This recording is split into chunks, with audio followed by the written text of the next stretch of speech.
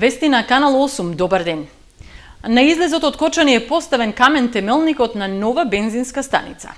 Објектот е заедничка инвестиција на руската компанија Лукойл и кочанското предпријатие Екоойл, кое е вклучено во трговијата со моторни горива. Руската нафтена компанија Лукойл ја проширува својата мрежа од бензински станици во источниот дел на Македонија.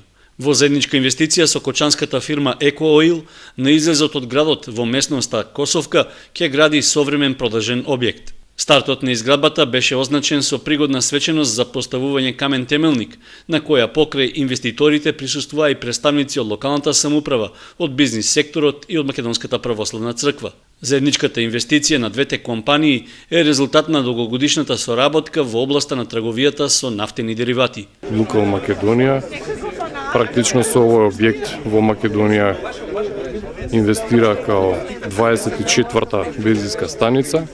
Се надеваме дека оваа соработка ќе продолжи во иднина, што во секој случај ќе допринесе граѓаните на општина Кочани и околните општини да добијат еден објект, малопродажен објект бензинска станица во која ќе ги почувствуваат квалитетот и услугата кој што Лукойл Македонија практично е донесе на македонскиот пазар веќе од 2005 година.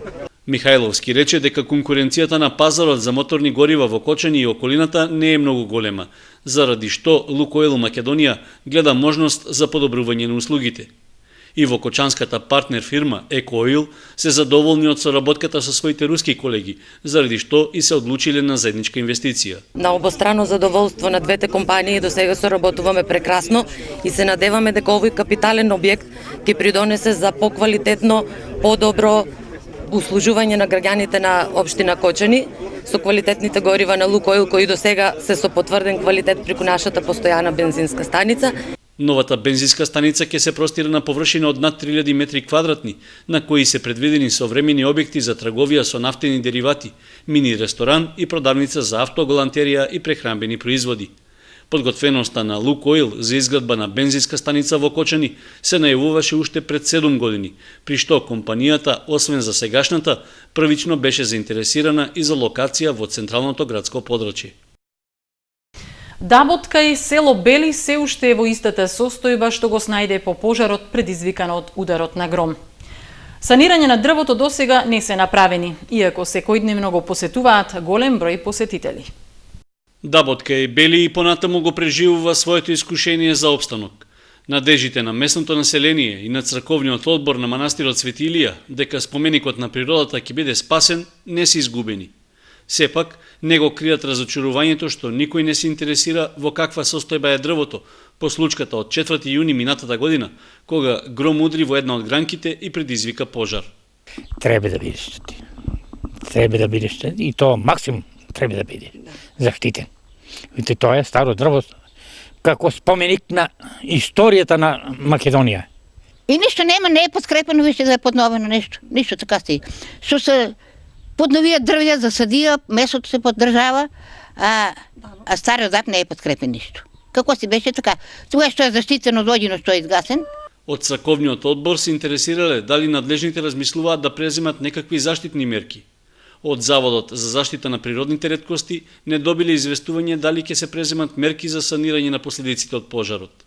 Минатата година имало најави дека треба да се направи увид за да се спречи пропаѓањето на дрвото, но во практика немало никаква активност. Ќе дојде сега, ќе дојде тутре, ќе дојде сега и кој ќе дојде, кој ќе падне дабо. И ако падне дабо, ово место, овај даб е 600-650 години. А сега ако се заштите може да идеш 500 години, например. Ако не заштите, може утре да падне. Согледувајќи дека нема одговор од надлежните, луѓето од црковниот одбор сами ја одржуваат внатрешноста и околината на дрвото. Така беше и годинава за празникот Илинден, кога е манастирската слава на локалитетот кај Дабот. Сега се надеваат дека по завршувањето на летните одмори ќе дојдат надлежните од Заводот за заштита на природните реткости, за да ја согледаат состојбата и да преземат соодветни мерки за санација.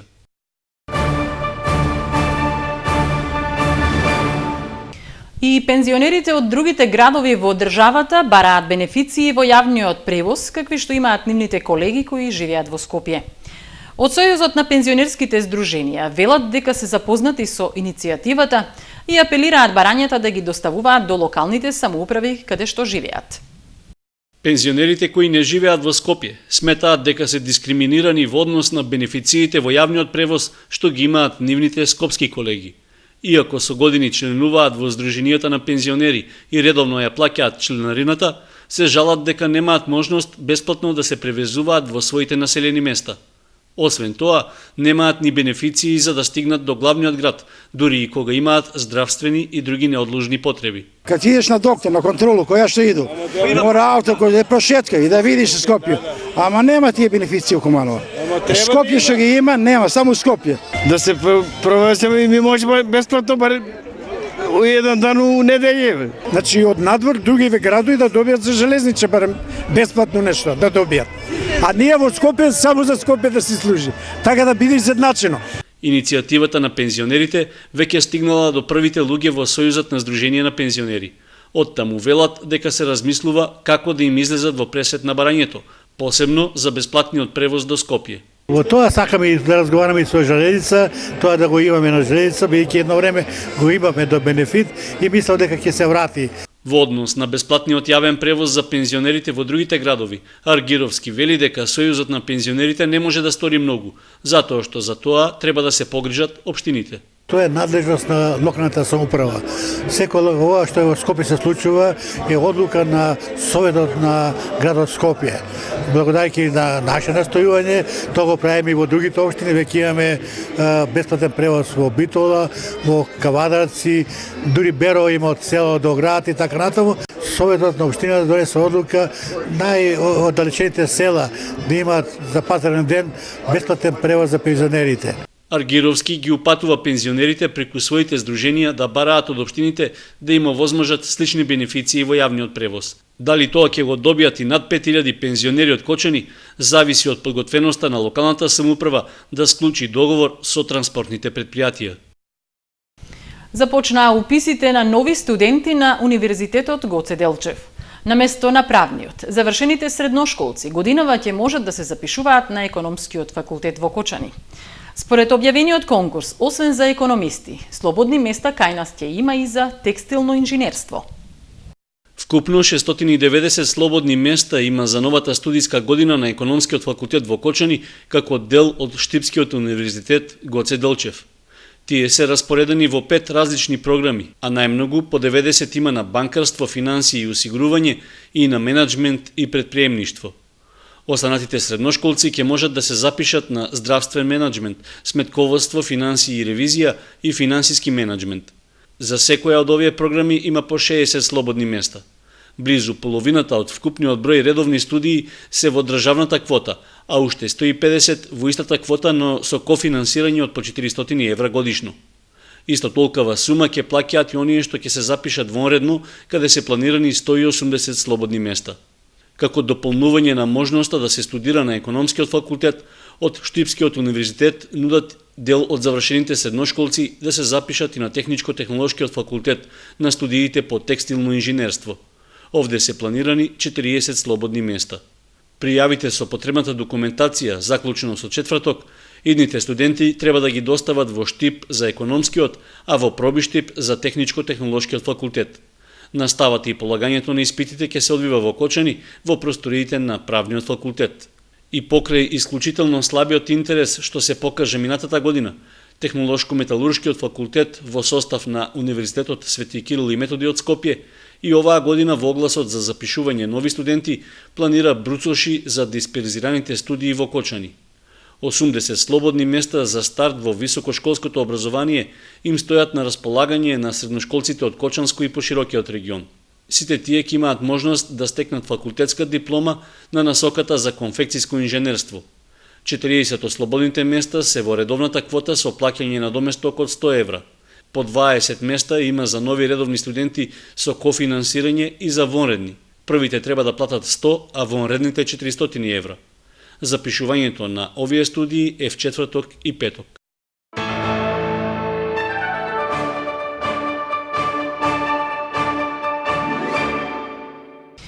Пијан облешевец нападнал жена, упатувајќи смртни закани.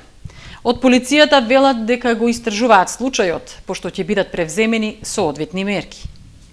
32-годишниот БД од Облешево во понеделникот сосема изгубил контрола во однесувањето и се заканувал дека ќе убие своја пријателка. Во видно алкохолизирана состојба, по краткотрајна меѓусебна расправија што се случила на средба што ја имале во Штип, тој физички ја нападнал 29-годишната ЕП од Цвете Николе. Обидувајќи се да докаже дека правдата е на негова страна, во еден момент извадил пиштол и почнал да се заканува дека ќе го употреби. Смртно преплашената пријателка сепак успеала да се извлече и да повика полиција. Во официјалното известување од Министерството за внатрешни работи се вели дека работат на расчистување на случајот, пошто ќе бидат преземени соодветни мерки. Неколкумина волонтери од програмата Европски волонтерски сервис, што ја спроведува невладината организација Павел Шатев, спроведува хуманитарна акција наменета за жителите на Старата касарна. Активноста беше спроведена на иницијатива на турските волонтери во програмата Европски волонтерски сервис. За Рамазан Бајрам на жителите на Старата касарна им беше доделена хуманитарна помош во храна, облека и детски играчки. За замислата што ја имале волонтерите, најпрвен ги известиле локалните власти. Stapifme во kontak со gradonačelnikot. Daha sonra onun yol desteğiyle Üsküp'e gittik. Потоа со неговата поддршка бевме во Скопје. Dernek ismini söyleyebilir misin? И еве тука една хуманитарна организација, Калери Миреши, мислам дека е албанска организација. Yardımları bu dernekten sağladık. И Executive Committee Member Forum Renew Islam, исламска организација од Скопје. Волонтерите потоа стапиле во контакт со бизнис секторот во Кочани. В пресрет им излегле неколку фирми. Amazon. Ve Pembe Panter hamburgerci. Исто и сендвичарата Пантер. Oyuncakçı Dambolinko. Дамболинко исто така. Тоа. Ve emeği geçen herkese teşekkürler. И сите оние кои што беа кои што се соработувале значи во овој проект, кои што биле дел од овој проект, им благодариме. Проектот на турските волонтери, чии активности се одвиваат во рамки на невладината Павел Шатев, е со време траење од 3 месеци. Тој правенствено се состои од давање бесплатни часови по турски јазик за граѓаните кои имаат интерес да го изучуваат. Идејата за хуманитарната акција се родила за време на досегашниот двомесечен престој, а ја реализирале со помош и на другите волонтери кои несебично ја помогнале нивната иницијатива. В среда, екипи на Центарот за јавно здравје Битола ќе ја спроведат втората фаза од теристичката дезинсекција уништување на комарците. Акцијата заврши во Кочани и Зрновци. Запрашувањето ќе се врши во периодот од 20 до 22 часот. Со дезинсекцијата ќе бидат опфатени зелените површини во општината, подрачјата по течението на реките и водотеците, околу каналниот систем, локалитетите со застојни водени површини, урбаните населби и локалитетите предвидени во планот и програмата. Надлежните апелираат до пчеларите и пчеларските задруги да ги преземат соодветните мерки за заштита на пчелите. Во случај на појава на неповолни временски услови, дезинсекцијата ќе биде одложена за следниот поволен ден. Последните 2 дена беше спроведен земјен третман за уништување на комарците и во Кочани и Зрновци.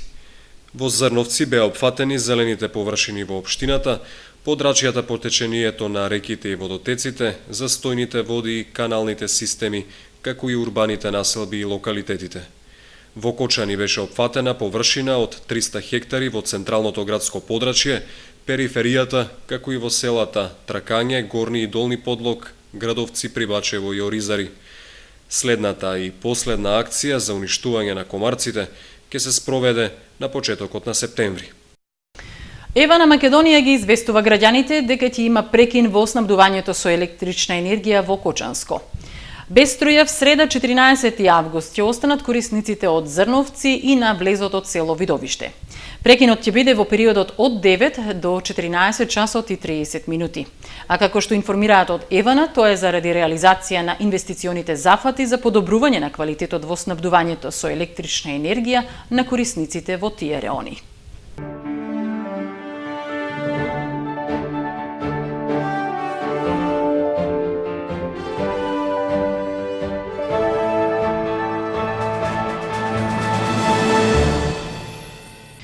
Од спортот.